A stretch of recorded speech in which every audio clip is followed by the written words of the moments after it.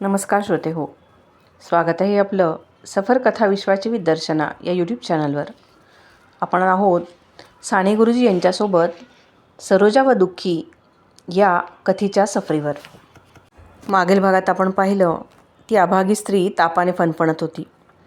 तेव्हा त्या उदार व्यक्तीने तिला इस्पितळात ॲडमिट केलं व तिला तिच्या लहान मुलीला भेटवण्याचे वचन दिले. आता पाहूयात पुढे. बरं, मी जातो. तुमची मुलगी तुम्हाला भेटवीन, तो म्हणाला. देव तुमचं कल्याण करो, ती अंथरुणावर पडून म्हणाली. तो उदार पुरुष घरी गेला. तो नगरपालिकेचा अध्यक्ष होता. बराच वेळ तो घरी काम करीत होता. रात्रीही काही लिहित बसला होता. बऱ्याच उशिरा तो झोपला. सकाळीही जरा उशिराने उठला. सकाळचे विधी संपवून तो आपल्या खोलीत वर्तमानपत्रे चाळीत बसला. एका वर्तमानपत्रातील मजकुराने त्याचे लक्ष वेधून घेतले. मोठ्या अक्षरात ती बातमी होती. अपूर्व खटला. कित्येक वर्षापूर्वी एक चोर पळून गेला होता. पोलिसांनी एका माणसाला पकडले आहे. परंतु तो माणूस म्हणतो, मी चोर नव्हे, मी कधीही तुरुंगात नव्हतो. पोलीस म्हणतात, तूच तो. त्या खटल्याचा आता निकाल लागायचा आहे. पाहावे काय होते ते. अशा अर्थाचा तो वृत्तांत होता. उदार पुरुषाने तो पुन्हा पुन्हा वाचला. त्याने ते वर्तमानपत्र खाली ठेवले. त्याची चर्या गंभीर झाली. परंतु त्याने झटपट काहीतरी निश्चय केला. त्याने नोकराला बोलावले. काय रे, रायगावला चपळ घोड्यावरून यायला किती वेळ लागेल? 4 तास तरी लागतील, नोकर म्हणाला. आपल्या घोड्यातील सर्वात चपळ घोडा कोणता आहे, तो तयार ठेव. मी काम आटपतो आणि त्या गावी मला जायचं आहे. ठीक आहे, ठेवतो तयार घोडा. नोकर निघून गेला. त्या उदार पुरुषाने भराभर कामाचे कागद वाचले. अनेक कागदांवर सह्या केल्या. मधून तो घड्याळाकडे पाहत होता. 10 वाजायला आले. तो उठला. त्याने भराभर जेवण केले आणि घोड्यावर स्वार होऊन तो निघाला. लोक आश्चर्याने पाहत होते. त्याने भरधाव घोडा सोडला. घोडा घामाघूम झाला व तोही घामाघूम झाला. धुळीने तोंड माखले. शेवटी एकदाचे ते गाव दिसू लागले. त्या गावात तो शिरला. कोणत्या बाजूला कोर्ट आहे? काय हो, कोर्ट कोणत्या बाजूला आहे? त्याने एकाला विचारले. असं सरळ जा व उजव्या बाजूला वळा, तिथे दिसेल गर्दी. आज एक गमतीचा खटला आहे. तो ऐकायला सारे लोक गेले आहेत, तो मनुष्य म्हणाला. निघाला घोडा. उजव्या बाजूकडे वळला. तो तुफान गर्दी. आपला हा उदार पुरुष घोड्यावरून खाली उतरला. एका झाडाला त्याने घोडा बांधला. त्याने आपले तोंड वगैरे पुसले. दुसरा अंगारका त्याने घातला. तो कोर्टात जाऊ लागला. त्याची भव्य व उदार मूर्ती पाहून लोक आपोआप त्याला जायला जागा देत होते. तो त्या मुख्य सभास्थानी आला. न्यायाधीश उच्चासनावर बसले होते. हा उदार पुरुष आत शिरताच सर्वांचे लक्ष त्याच्याकडे गेले. सारे उभे राहिले. परंतु अंधारातच प्रकाश आला. सूर्य आला. न्यायाधीशाने या पुरुषाला ओळखले. या, येथे या, माझ्याजवळ बसा. आज आमचं भाग्य, असे न्यायाधीश विनयाने म्हणाले. न्यायाधीशांजवळ एक सुंदर खुर्ची ठेवण्यात आली. तिथं हा पुरुष बसला. न्यायाधीशही बसले. खटला सुरू झाला. महाराज, तो पळून गेलेला कैदी मी नव्हे. त्या तुरुंगाचं नावही मी कधी ऐकलं नाही. माझ्या वयाला आता 50 वर्ष झाली. कधी कोणाचं वाकडं केलं नाही. 12 वर्षापूर्वी पळून गेलेला कैदी, तो का मी? म्हणे तसाच उंच आहे, तसाच जाडजूड. हा काय पुरावा झाला? उंच असणं व जाडजूड असणं हा काय गुन्हा आहे? महाराज, मी निरपराधी आहे. मला हे काही माहीत नाही. कोर्ट कचेरीची कधी पायरीही मी चढलो नाही. जाऊ द्या मला घरी. माझी मुलं-बाळं वाट पाहत असतील, तो आरोपी म्हणाला. अरे, त्या तुरुंगातील पोलीस आले आहेत. ते तुला ओळखतात. ते पोलीस काय खोटे आहेत? त्या तुरुंगातील हे कैदीही साक्षीदार म्हणून आले आहेत. ते म्हणतात, हा आमच्याबरोबरच होता. आम्ही एकत्र चक्की ओढली, पत्थर फोडले. हे कैदीही काय खोटे बोलत आहेत? तुझ्या विरुद्ध भरपूर पुरावा आहे. माझा नाईलाज आहे. तू तुरुंगातून पळून आलास. पूर्वीच्या शिक्षेच्या दुप्पट शिक्षा तुला दिली पाहिजे, न्यायाधीश म्हणाले. कोणती पूर्वीची शिक्षा? आरोपीने विचारले. अरे, तू 12 वर्षापूर्वी तुरुंगात होतास त्यावेळची. इतकं विसरून गेलास का? चांगलीच बतावणी करतोस तू. न्यायाधीश हसून म्हणाले. मी नव्हतो हो तुरुंगात. का माझ्यावर कुभांड रचता, बालंड घेता? या जगात न्यायच नाही का? हे माझे पांढरे होणारे केस का खोटं बोलतील? आरोपी म्हणाला. पुरे कर वटवट. तुझ्यावर आरोप सिद्ध झाला आहे. मी आता निकाल सांगतो. न्यायाधीशांनी कठोर आवाजात बजावले. काय होणार निकाल? लोक अधीर होते ऐकायला. परंतु इतक्यात चमत्कार झाला. तो आलेला उदार पुरुष न्यायाधीशांच्या कानात काहीतरी बोलला. हे थोर गृहस्थ आले आहेत. या खटल्यावर ते काही प्रकाश पाडू पाहतात. त्यासाठी ते मुद्दाम दौडत आले. सत्यासाठी कितीही तळमळ. त्यांचं म्हणणं ऐकूयात, असे न्यायाधीशांनी सांगितले. तो उदार पुरुष उभा राहिला. सर्वांनी त्याला प्रणाम केला. तो बोलू लागला. न्यायाधीश महाराज, इतर सर्व अधिकारी, आरोपी व फिर्यादी आणि इतर बंधूंनो, वर्तमानपत्रात या खटल्याची हकीकत मी वाचली. ती वाचून मी चकित झालो. सत्यासाठी येथे धावत आलो. एका निरपराधी माणसास वर्षानुवर्षे तुरुंगाच्या नरकात खितपत पडावं लागू नये म्हणून मी आलो. पोलिसांचा धंदा मोठा चमत्कारिक असतो. एखाद्या गोष्टीचा जर त्यांना तपास लावता आला नाही तर त्यांना आपली आबरू गेली असं वाटतं. आपली आबरू सांभाळण्यासाठी, आपलं कौशल्य व शिताफी दाखवण्यासाठी दुसऱ्याची आबरू घ्यायला ते मागंपुढं पाहत नाहीत. ते वाटेल तो पुरावा तयार करतात, नवी सृष्टी उभारतात आणि सरकारही पुष्कळ वेळा पोलिसांच्या बाजूने उभं राहतं. या प्रस्तुतच्या खटल्यात आरोपी म्हणून जो मनुष्य उभा करण्यात आला आहे तो संपूर्णपणे निर्दोष आहे. आणि तुम्हाला आरोपी पाहिजे असेल तर तो मी आहे. तुरुंगातील पोलिसांनो, माझ्याकडे पहा, नीट पहा, म्हणजे तुम्ही मला ओळखाल. जे कैदी साक्षीदार म्हणून आणण्यात आले आहेत त्यांना मी ओळखतो. त्यांनी व मी एकत्र होऊन एकदा या पोलिसांना बेदम मारलं होतं. यासाठी मला फटक्यांची शिक्षा झाली होती. माझ्या अंगावर ते वळ अजूनही दिसतील. तुरुंगातील भट्टीजवळ काम करताना एकदा मी भाजलो होतो. ते डाग माझ्या पाठीवर आहेत. तुम्हाला बघायचे आहेत? थांबा, मी शर्ट काढतो. हे पहा, ते डाग आहेत ना? थांबा, अंगात घालू दे. आलं लक्षात? या पोलिसांनी माझ्यासारखा दिसला एक तगडा माणूस केला त्याला उभा. हा चावटपणा आहे. पोलिसांना याची लाज वाटली पाहिजे. चोर सोडून संन्याशाला सुळी देण्यात पुरुषार्थ नाही. आज 12 वर्ष मी जवळच्या शहरात वावरतो आहे. तिथल्या नगरपालिकेचा मी अध्यक्ष आहे. मी कारखाने उभारले, दवाखाने घातले, मंदिरं बांधली. पोलिसांना का मी दिसत नव्हतो? का त्यांना ओळखता आलं नाही? मी का लपून छपून होतो? राजरोस्त वावरत होतो. सभांमधून बोलत होतो. मानपत्र घेत होतो. पोलिसांच्या अकलेचे दिवाळं निघाले आहे. आरोपी मी आहे. मी पळून गेलो होतो. तुरुंगात एकदा कैदी गेला की तो कायमचा कैदीच होतो. मी प्रथम का गेलो तुरुंगात? कोणता केला गुन्हा? माझ्या घरी भावंडांना खायला नव्हतं. आम्ही बेकार होतो. उद्योगधंदा मिळेना. काम करायला तयार असून काम नाही. उपाशी बहीण भावंड माझ्यानं बघवत नव्हती. मी रस्त्यातून जात होतो. एका हॉटेलात पाव दिसला. चोरले 2 पाव. पळत पळत घरी गेलो आणि माझ्या भावांना दिले.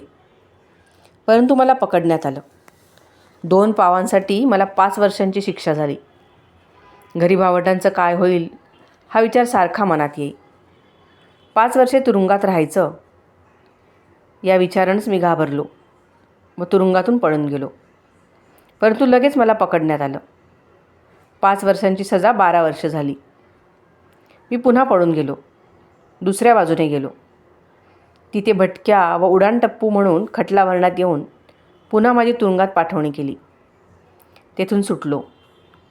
परंतु कोणीच आधार देईना. एका साधूने आधार दिला. परंतु त्याच्याकडील चांदीचं ताट मी चोरलं. का चोरलं? त्या भांडवलावर काही धंदा करीन, प्रामाणिकपणे वावरेन. कारण चोराला कोण देणार भांडवल? एकदा चोर ठरला की पोलीस नेहमी त्याच्यावर आळ घेतात. त्याची समाजात प्रतिष्ठा नसते.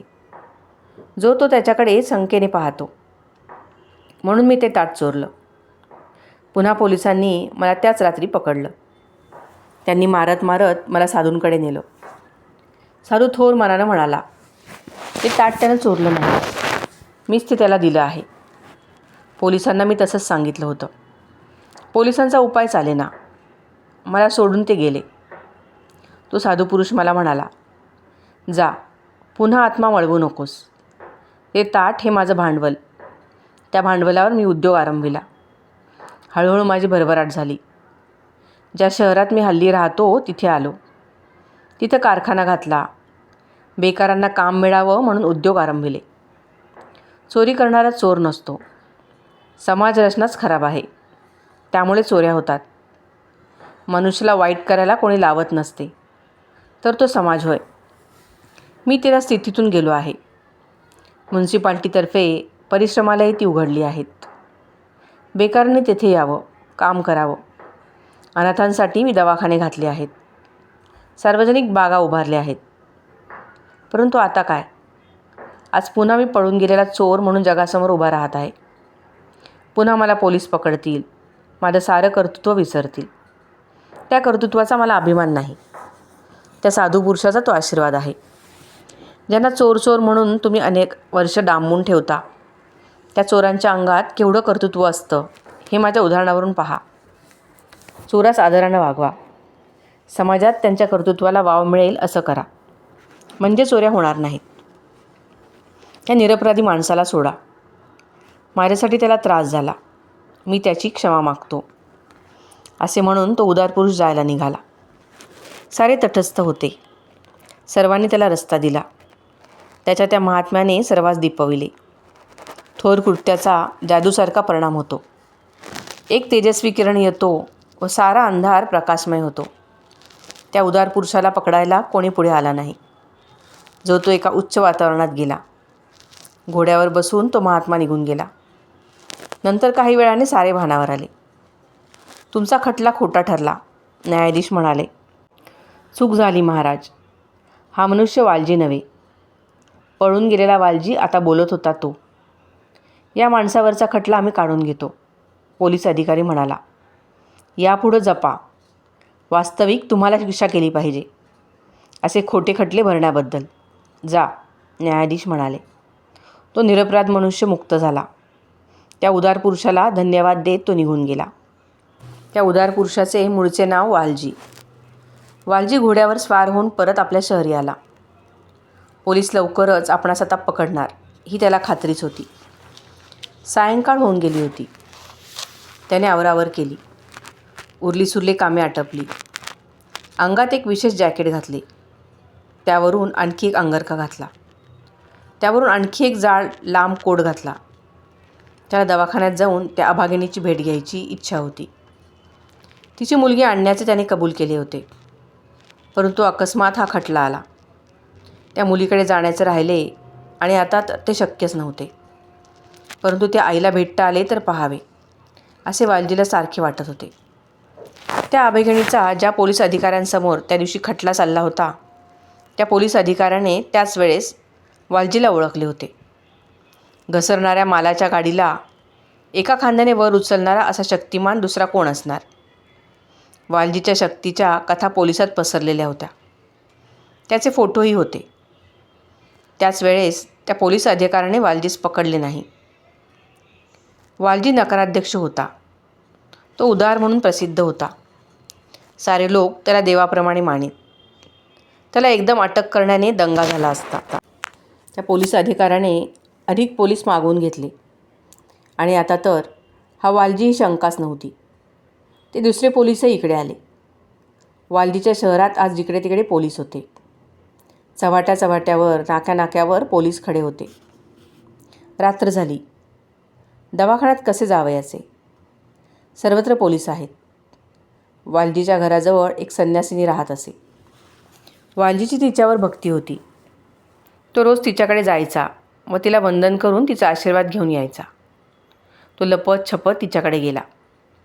माईजी, मला तुमच्याकडे थोडा वेळ लपू दे, तो म्हणाला. त्या खाटेखाली राहा, ती म्हणाली. कोणी चौकशीसाठी आले तर मी इथं नाही असं सांगा, त्याने विनवले. आता रात्र बरीच झाली. वालजीच्या घराला गराडा पडला. सर्वत्र पोलीस उभे होते. तो पोलीस अधिकारी वर गेला, परंतु वालजी नाही. कुठे गेला असेल? त्याने का पुन्हा हातावर तुरी दिल्या? आज 12 वर्षे त्यांनी पोलिसांना गुंगारा दिला आहे. आपण प्रथम वर कळवले, हा नगराध्यक्ष वालजी आहे. नंतर कोर्टात ती गोष्ट जाहीर झाली. आपल्या हुशारीबद्दल आपणास बढती मिळेल असे त्या नव्या अधिकाऱ्यास वाटत होते. परंतु आता तर फजितीची वेळ आली. शहरभर तपास सुरू झाला, परंतु वालजीचा पत्ताच नाही. त्या संन्यासिनीकडे ते जातात. तिच्यावर त्यांची भक्ती आहे. कोणीतरी माहिती दिली. बस तिथेच असेल तो, पोलीस अधिकारी आनंदाने म्हणाला. पोलीस अधिकारी त्या संन्यासिनीच्या घरी आला. ती तेथे ध्यानस्थ बसली होती. दारावर टकटक आवाज झाला. संन्यासिनीने उठून दार उघडले. काय पाहिजे? तिने प्रश्न केला. इथे नगराध्यक्ष आहेत का? ते तुमच्याकडे आहेत असं कळलं. आहेत नाहीत? नाहीत ते इथं. प्रथम एकदम आहेत म्हटलं, ते चुकून आलं तोंडात. मग नाहीत ना ते इथं? नाहीत. संन्यासिनीच्या शब्दांवर मी विश्वास ठेवतो. जातो मी. झडती घेत नाही. प्रणाम. असे म्हणून तो पोलीस अधिकारी गेला. काही वेळ गेला. वालजी खाटेखालून बाहेर पडला. त्याने तिचे आभार मानले. साऱ्या जन्मात आज खोटं बोलले, ती म्हणाली. देव रागवणार नाही, तो म्हणाला. वालजी हळूच बाहेर पडला. तो बोळातून अंधारातून लपत छपत सावधपणे जात होता. पोलिसांचा सुळसुळाट जरा कमी होता. पोलिसांनी गावाबाहेर जाणारे रस्ते रोखून धरले. वालजी दवाखान्यात आला. रात्रीचे 12 वाजून गेले असतील. मध्यरात्री नगराध्यक्ष आले हे पाहून दाया नोकरचाकर चपापले. ती स्त्री कशी आहे? त्याने विचारले. तिची आशा नाही. माझी मुलगी माझी मुलगी एवढंच ती म्हणते आहे. घटका 2 घटकांची ती सोबती नाही, मुख्यदायी म्हणाली. कुठे आहे ती? या बाजूला. वालजी लिलीच्या आईजवळ गेला. तो तिच्याजवळ बसला. तिने डोळे उघडून त्याच्याकडे पाहिले. लिलीला आणलंत? कुठे आहे ती? तिने क्षीण स्वरात विचारले. मला जायला झालं नाही. आणीन हो तिला, तो म्हणाला. आणि न आणलं तर? आता का मी जगणार आहे तोपर्यंत? जाऊ दे, देव आहे. लिले, देव हो तुला, असे म्हणून तिने निराशेने हात आपटले. तिने लगेच डोळे फिरवले. लिलीला पाहण्यासाठी डोळे उघडे होते. आता ते मिटत चालले. नाडी सुटत चालली. शेवटची लक्षणे दिसू लागली. लिलीच्या आईने राम म्हटला. वालजी सद्गदित झाला. तो म्हणाला, लिलीची आई, तुमच्या मुलीचा मी सांभाळ करीन. तुम्ही सुखानं स्वर्गात जा. तुमच्या आत्म्याला शांती मिळो. मी शक्य ते लिलीसाठी सगळं करीन. तिच्या सुखासाठी प्राणही देईन. त्याला तिथे थांबण्याची आता आवश्यकता नव्हती. त्या अभागिनीच्या प्रेताच्या व्यवस्थेसाठी त्याने पैसे दिले. तो निघून गेला. कुठे गेला असेल? तो पोलीस चौकीवर गेला. सारे स्तब्ध राहिले. मला ना पकडायचं आहे? हा मी आलो आहे, पकडा मला, तो म्हणाला. पोलीस अधिकारी तेथे आला. वालजीला पकडण्यात आले. जड शृंखला त्याच्या हातापायात घालण्यात आल्या. उदारांचा राणा, अनाथांचा आधार पुन्हा एक चोर झाला. ते पहा, एक मोठे गलबत बंदरात उभे आहे. ते गलबत कैद्यांनी भरलेले आहे. दुःखी बिचारे कैदी. त्यांच्या पायात वजनदार साखळदंड अडकलेले आहेत. त्यांच्या आजूबाजूला हत्यारबंद पोलीस आहेत. तो पहा आपला वालजी. त्या सर्व कैद्यात तो उठून दिसत होता. गलबताच्या डोलकाठीवर एक खलाशी चढला होता. त्या डोलकाठीला लांब जाड्या दोऱ्या बांधलेल्या होत्या. तो खलाशी त्या दोऱ्यांवर चढून त्या आवळीत होता की काय? परंतु हे काय झाले? तो दोरीला लटकत राहिला आता. कोण वाचवणार त्याला? हात सुटले तर समुद्रात पडेल तो. परंतु असा लोंबकळत तो किती वेळ राहणार? एक एक क्षण मोलाचा जात होता. सारे पाहत राहिले. त्या वालजीच्या पायातील शृंखला काढा, त्याला मोकळं करा. तो या ढोलकाठीवर चढेल, तो आपला पाय लांबवेल, त्या पायाला खलाशानं आपले पाय अडकवावे. वालजी एका पायानं त्याचा सारा भार सहन करेल. खलाशानं मग हात सोडावे, इकडच्या ढोलकाठीला धरावं असे कोणीतरी सांगितले. त्याचप्रमाणे करण्यात आले. वालजी झपाझप वर चढला. त्याने आपला मजबूत पाय लांबविला. त्या लोंबकळणाऱ्या खलाशाने आपले पाय त्याच्या पायात अडकवले व त्याने हात सोडले. त्याचा सारा भार वालजीने सहन केला. वालजीचा पाय वाकला नाही. जणू सिंगल बारच्या दांडीप्रमाणे त्याची ती तंगडी होती. खलाशाला वालजीने ढोलकाठीकडे आणले. खलाशाने हाताने ढोलकाठी पकडली व वरच्या पायांनी ढोलकाठीला धरले. मल्लखांब सुरू झाला. तो सुरकन खाली आला. सर्वांनी टाळ्या वाजवल्या. शाब्बास वालजी असा जय जयकार झाला. परंतु अरे रे, वालजी पाण्यात पडला, अथांग समुद्रात पडला. आता काय करणार? त्याने दुसऱ्याच वाचवले, परंतु त्याला कोण वाचवणार? समुद्र खवळला होता. प्रचंड लाटा उसळत होत्या. कुठे गेला असेल वालजी? तो दिसतच नाही. त्या लाटांनी का त्याला गिळून टाकले? पहा लाटा कशा नाचतायत, हलतायत. पहा ते त्यांचे जबडे. पहा ते लाटांचे विकट हास्य. त्या लाटांमध्ये एकदम भयंकर खळगा पडतो, जणू पाताळाचे दर्शन. पुन्हा त्या वर उसळतात. परंतु वालजी कोठे आहे? ते का वालजीचे डोके? आला वाटते वर. छे, गेला खाली. घेतला समुद्राने बळी. त्या लाटा आनंदाने उसळत आहेत, हसतायत. लाटांची धिंगामस्ती सुरू आहे, त्यांचा भीषण खेळ. परंतु दुसऱ्याच्या प्राणांचा नाश. गेला वालजी. पत्ता नाही त्याचा. थोड्या वेळाने ते गलबत हाकारले गेले. वालजी शिवायच ते गेले. वर्तमानपत्रात जाहीर झाले की वालजी समुद्रात पडून मेला. वालजीच्या आश्चर्यकारक जीवनाच्या हकीकती वर्तमानपत्रातून आल्या. एका थोर चोराचा अंत अशी कोणी शीर्षकं दिली. हळूहळू वालजीचा सर्वांना विसर पडला. पोलिसांनाही विसर पडला. त्यांना हायसे वाटले.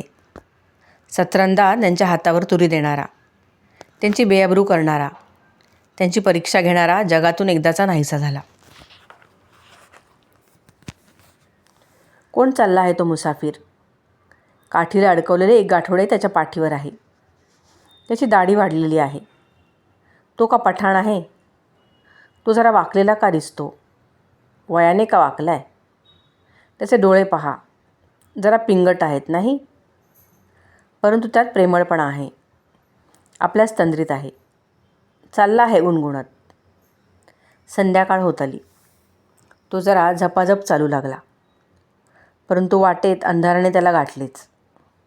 रात्र झाली, पण चांदणे नव्हते. आजूबाजूला झाडी होती. आमचा प्रवासी चालला होता. मधून मधून शीळ घालत होता. त्याला दूर दिवे दिसले. गाव जवळ आला. त्याला पाहिजे होता तोच गाव होता. ते दिवे दिसतात त्यांचाही डोळ्यात जरा प्रकाश आला. जवळ का ओढा वाहत होता. पाणी पडावे असा आवाज येत होता. लहानसा धबधबा होता की काय? आमच्या प्रवाशाला तहान लागली होती. तो शीळ घालीत पाण्याच्या आवाजाच्या दिशेने चालू लागला. तो एकदम उभा राहिला. का बरे? काय दिसले असेल त्याला? घाबरू नकोस मुली, मी भूत नाही, पिशाच्च नाही, मी माणूस आहे. वाटेचा वाटसरू आहे. तू एवढ्या रात्री कुठे चाललीस? त्याने तेथे दिसलेल्या लहान मुलीला विचारले. तुम्ही मारणार नाही ना मला? तुम्ही चोर नाही? तिने विचारले. लहान मुलीला कोण मारेल बेटा? खानावळवाला तर सारखं मारतो मला. तू खानावळवाल्याकडे असतेस? हो. तुझे आईबाप कुठे आहेत? आई आता नाही. ती मागे माझ्यासाठी पैसे पाठवी, परंतु बरेच वर्षात आले नाहीत. खानावळवाला म्हणाला. तुझी आई मेली. तो मला सारखं काम करायला लावतो. फुकट का खायला घालू असं म्हणतो. पहाटे 4 नाही वाजले तोच मला उठावं लागतं. थंडीत मी गारटते. परंतु मला काम करावं लागतं. माझे हातपाय फुटतात. परंतु कुरकुर केली तर चापकाचा मार. भांडी घासावी लागतात. झऱ्यावरून पाणी न्यावं लागतं. आई नसली म्हणजे असं होतं. कुठं गेली माझी आई? का गेली ती मला सोडून? मी तिच्याजवळ राहिली असते, तिच्याबरोबर मेली असते. कुठे आहे ती? ती मुलगी रडू लागली. त्या वाटसरूच्याही डोळ्यात पाणी आले. उगी बेटा, रडू नकोस. तुझं नाव काय? लिली. किती गोड नाव. जाऊ दे आता मला. उशीर झाला तर मारतील. थांब, मीही तुझ्याबरोबर येतो. मला कोणत्या तरी खानावळीतच उतरायचं आहे. तुझ्या खानावळीत उतरू? हो, उतरा. माझ्याबरोबरच चला. एक गिऱ्हाईक मी मिळवून आणलं असं पाहून त्याचा राग कमी होईल. चला. तुझी घागर जड आहे. दे, मी घेतो. तुम्ही कशाला घेता? तुम्ही इतकी कसं काय दयाळू? अशी दयाळू माणसं जगात असतात? कुठं कुठं असतात. दे, खरंच दे घागर. परंतु मालकानं पाहिलं तर तो रागवेल. तुझी खानावळ आली म्हणजे तुझ्या कमरेवर ती मी देईन. समजलं ना? दे बाळ. त्याने तिच्याजवळची घागर घेतली. एका हातात लोंबकळवीत तो चालला. तिची हकीकत तो ऐकत होता. मधून तिला प्रश्न विचारित होता. खानावळ जवळ आली. त्या दुकानासमोरच आमची खानावळ आहे. द्या घागर. मी पुढं जाते व सांगते की एक गिऱ्हाईक आणलं आहे. म्हणजे उशीर झाल्याबद्दल तो रागवणार नाही, लिली म्हणाली.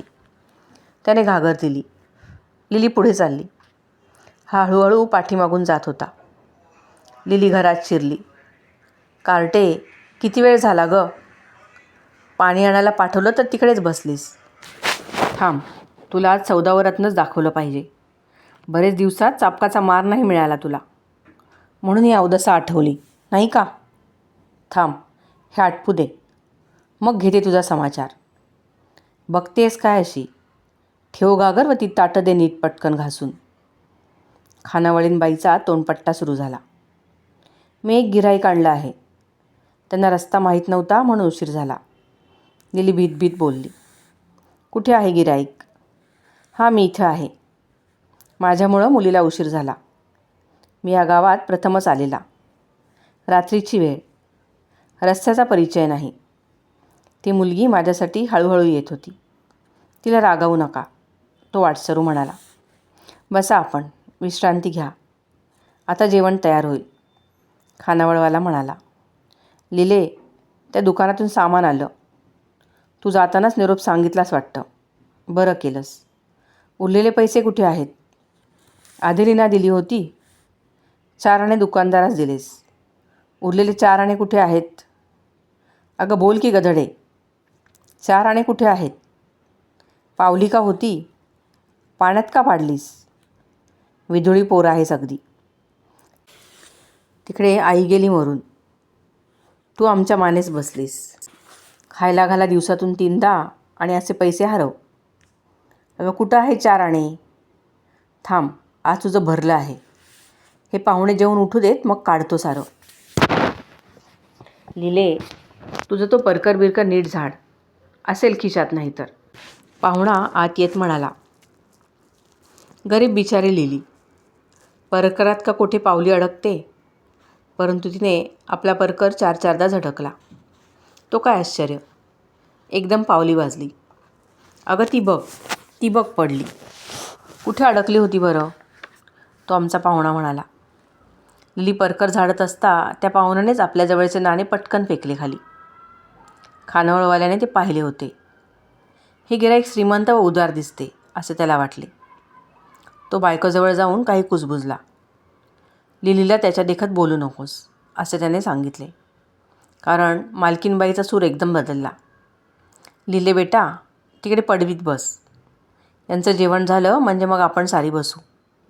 आधी हिरी, छबी, माणकी बसले आहेत. तू जरा मागून बस हो, खानावळवाली बाई म्हणाली. लिली पडवीत जाऊन बसली. खानावळीनबाईंच्या मुलींच्या बाहुल्या तेथे होत्या. लिलीने त्यातली एक बाहुली उचलली. त्या बाहुलीजवळ ती खेळू लागली. त्या बाहुलीला पायावर थोपटी, पोटाशी धरी. लिली आनंदली होती. इतक्यात त्या मुली जेवून आल्या. हे काय का लिलटले, माझी बाहुली का घेतलीस? तुझे ते घाणेरडे हात ते लावलेस ना? आई, आमच्या बाहुल्या बघ हिने घेतल्या. मळवलीन माझी बाहुली, हिरी ओरडून म्हणाली. तुला तिथं पडवीत बस म्हटलं तर बाहुल्या उचलल्यास. आज झालं आहे काय तुला? तुझी आई असती तर दिल्या नसत्या तिने तुला बाहुल्या? आई नाही, बाप नाही, कोण देणार खेळणी? ठेव ती बाहुली खाली. ही उष्टी उचल व शेण लाव, त्या मुलींची आई म्हणाली. खानावळीसमोर मोठे दुकान होते. त्या दुकानात खेळणीही होती. एक मोठे थोरले कचाकड्याचे बाळ सजवून तेथे ठेवलेले होते. त्या गावात इतके महाग बाळ कोण घेणार? परंतु तो पाहुणा प्रवासी एकदम त्या दुकानात गेला. या बाळाची किंमत काय? त्याने विचारले. 5 रुपये साहेब, दुकानदार म्हणाला. पाहुण्याने 5ची नोट दिली. दुकानदार आश्चर्यचकित झाला. ते बाळ घेऊन तो पाहुणा आला. लिले, जरा इकडे ये, त्याने हाक मारली. जा, ते हाक मारतायत, विचार काय हवं ते, मालकीन म्हणाली. लिली आली. हे घे बाळ तुला खेळायला, तो म्हणाला. मला मला नको इतकं छान बाळ, ती म्हणाली. अगं घे की, ते देतायत तर नको म्हणते, अडाणी आहे अगदी, घे ते, मालकीनबाई बाहेर येऊन म्हणाली. खरंच का मला देताय? होय हो, घे. निजवते मांडीवर किंवा अंथरुणात कुशीत घेऊन निज, ते तुझं आहे. त्या मुलींच्या बाहुल्याने नको हात लावू हो, पाहुणा म्हणाला. खानावळवाला, त्याची बायको यांना मत्सर वाटला. त्यांच्या मुलीही तेथे आल्या. त्यांच्या बाहुल्या चिंध्यांच्या होत्या. लिलीजवळ ते सुंदर बाळ पाहून मालकाच्या मुली जळफळू लागल्या. ते पाहुणे गेले की आम्हीच घेऊ ते बाळ, तुला चाबूक, असे त्या पुटपुटल्या. पाहुणे जेवले. त्यांची निजण्याची खास सुंदर व्यवस्था करण्यात आली होती. आता घरातील काम आटोपले. लिली ते बाळ कुशीत घेऊन झोपली. खानावळीत शांतता होती. दुसरा दिवस उजाडला. पाहुणे आज जाणार की काय? लिली, त्या पाहुण्यांना विचार जा, आज राहणार की जाणार ते, मालकिनीने विचारले. पाहुणे नेहमी येथेच राहोत, असं लिली मनात म्हणत होती. ती वर आली. काय बेटा, पाहुण्याने प्रेमाने विचारले. तुम्ही इथं राहणार की जाणार, तिने विचारले. राहू का जाऊ? राहा, नेहमी इथेच राहा. इथं नेहमी कसं बरं राहू? लिले, मी जाणार आहे.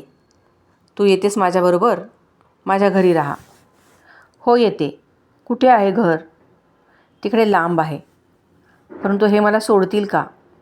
त्यांना मी विचारतो. लिली खाली गेली. ते जाणार असे तिने सांगितले. मालक वरती गेला. त्याने पाहुण्यास नमस्कार केला. आदबीने तो त्यांच्याजवळ बसला. आपण जाणार म्हणता, राहत नाही, त्याने विचारले. मला गेलं पाहिजे. आपले पैसे किती झाले? 1.5 रुपया. 1.5? हो, कारण तुम्हाला निजायला पलंग दिला, गादी दिली, तुमची राजाप्रमाणे व्यवस्था ठेवली. तुम्हाला एक विचारू का? विचारा ना. ही लिली तुमची मुलगी नाही, तिचे आईबाप नाहीत, तिला मी नेऊ का? तुम्हालाही तर ती जड आहे. तुम्ही नेणार असाल तर न्या, परंतु तिच्या बाबतीत आमचे आजपर्यंतचे पैसे खर्च झाले ते तुम्ही दिले पाहिजेत. काही वर्षे तिची आई पाठवीत होती ना पैसे, आणि ती मुलगी घरी काम करते. अहो, काम तर आता कुठं थोडं थोडं करते, परंतु सांडते, हरवते. तिची आई पैसे पाठवी, परंतु काही वर्षात एक पैसाही आला नाही. म्हणतात ती मेली म्हणून. बरं, जो काही हिशोब असेल तो सांगा, पैसे मी देऊन टाकतो. मी हिशेब आणून देतो. लिलीला जरा वर पाठवा. पाठवतो. मालक खाली गेला. त्याने लिलीला वर पाठवले. लिले, येतेस ना माझ्याबरोबर? त्यांची परवानगी आहे. हो येते. हा झगा बघ तुला होतो का? का परकर नेसतेस? मला झगा आवडतो. घालून बघ बरं. लिलीने तो सुंदर रेशमी झगा घेतला. तिने तो अंगात घातला. अगदीच बेताचा झाला. आजोबा बघा, छान झाला. मी का आजोबा? मग काय म्हणू? आजोबाच म्हण. इतक्यात मालक वर आला. त्याने लिलीची तयारी पाहिली. हे घ्या बिल, तो म्हणाला. ₹550? हो, थोडे कमी करून सांगितले. बरं, देतो हा पाठवून. मालक खाली गेला. पाहुणेने आपल्या खिशातून कोऱ्या कोऱ्या नोटा ₹550 काढल्या. नंतर त्याने आपली काठी व गाठोडे घेतले. लिले, चल, ते बूट घाल ना. ते का माझ्यासाठी आहेत? हो, वेडीच आहेस. लिलीने बूट घातले. पाहुण्यांबरोबर ती निघाली. दोघे खाली आली. खानावळवाल्याजवळ पाहुण्याने त्या नोटा दिल्या. नमस्कार करून तो निघाला. त्याचा हात धरून लिली निघाली. गावातील लोक बघू लागले. लिली नाचत गात चालली होती. तिचे कशाकडेही लक्ष नव्हते. गाव संपला. बाहेरचा रस्ता आला. लिले, तुला मी खांद्यावर घेतो, म्हणजे आपण लवकर घरी जाऊ. घ्या मला खांद्यावर, ती हसून म्हणाली. नीट बसशील ना? हो, झाडावर चिमणी बसते तशी मी बसेन. आजोबांनी लिलीला फुलाप्रमाणे उचलले. ती हसली. तोही हसला. झपाट्याने वाघासारखा तो चालू लागला. आता रानातून रस्ता होता. लिलीला भीती वाटत होती. पुढे दाट जंगल लागले. ओळंबलेली झाडे लिलीच्या डोक्याला भेटायला येत. लिलीच्या केसांना पाने, लता, वेली लागत. तिसरा प्रहर होत आला. खांद्यावर बसून लिली कंटाळली असेल असे आजोबांना वाटले. ते जरा थांबले. लिली खाली उतरली. त्याने लिलीला खाऊ दिला. इतक्यात पाठीमागून कोणतरी येत आहे असे त्यांना वाटले. त्यांनी नीट निहाळून पाहिले. तो खानावळवाला येत होता. ती दोघे थांबली. खानावळवाला जवळ आला. का, तुम्ही का पाठोपाठ आलात? हिचे आणखी पैसे पाहिजेत. आणखी? हो, माझा हिशोब चुकला. तू लोचट आहेस. तू पैसे मागितलेस तेवढे मी दिले. या मुलीला रात्रंदिवस राबवलंस. फुकट का खायला घातलंस? हिच्या आईजवळून सारखे पैसे मागत होतास. आजारी आहे, पैसे पाठवा. थंडीसाठी कपडे घालायचे आहेत, पैसे पाठवा. कोणतरी हिला कपडे केलेस. लफंग्या, जा, निमूटपणे जा. नाहीतर हा सोटा पाहिलास ना. परंतु मी मुलगी देणार नाही. हिच्या आईचं पत्र आणा व मग मुलगी न्या. तुम्हीच लफंगे दिसता. मला फसवून मुलगी नेऊ पाहता. आजोबाने आपल्या अंगारख्यातून एक चिठ्ठी काढली. त्याने ती त्या खानावळवाल्याला दाखवली. आहे ना तिच्या आईची चिठ्ठी? ओळखता की नाही अक्षर? तिच्या आईनंच हिला आणा असं सांगितलं आहे. जा, माघारा जा. खबरदार पाठोपाठ येशील तर निघ. खानावळवाला भीतभीत माघारी चालला. आजोबांनी लिलीला खांद्यावर घेतले. पुन्हा ते झपाझप वेगाने चालू लागले. त्यांनी पुन्हा मागे वळून पाहिले. तो खानावळवाला आहेच. आजोबांनी अशा काही प्रखर दृष्टीने त्याच्याकडे पाहिले की तो खानावळवाला घाबरला. तो मागे मागे जात चालला. गेला, दूर गेला, दिसेनासा झाला. दात ओठ खात तो परत चालला होता. काय करू रे? बरोबर पिस्तूल आणायला विसरलो. चुकलो. इथंच याचा बळी घेतला असता. माझा अपमान. या चिमुरडीच्या पोरीच्या देखत माझा अपमान. या अपमानाचा सूड घेईन. त्या पोरीचे पुन्हा हाल हाल करीन. रोज चापकानं तिला फोडीन. अपमान विसरणार नाही मी. या अपमानाचा सूड घेण्यासाठी आता जगायचं. बस, ठरलं. असं म्हणत तो खानावळवाला घरी गेला. श्रोतेहो, आजच्या भागात इथेच थांबूयात. पुढे काय काय घडतं ते ऐकण्यासाठी भेटूयात पुढील भागात. तोपर्यंत धन्यवाद. या चॅनलवरील पोहरा, बालकांड, उत्तरार्ध याही अतिशय सुंदर कादंबऱ्या आपल्याला ऐकायला मिळतील. त्यांचाही जरूर आस्वाद घ्यावा.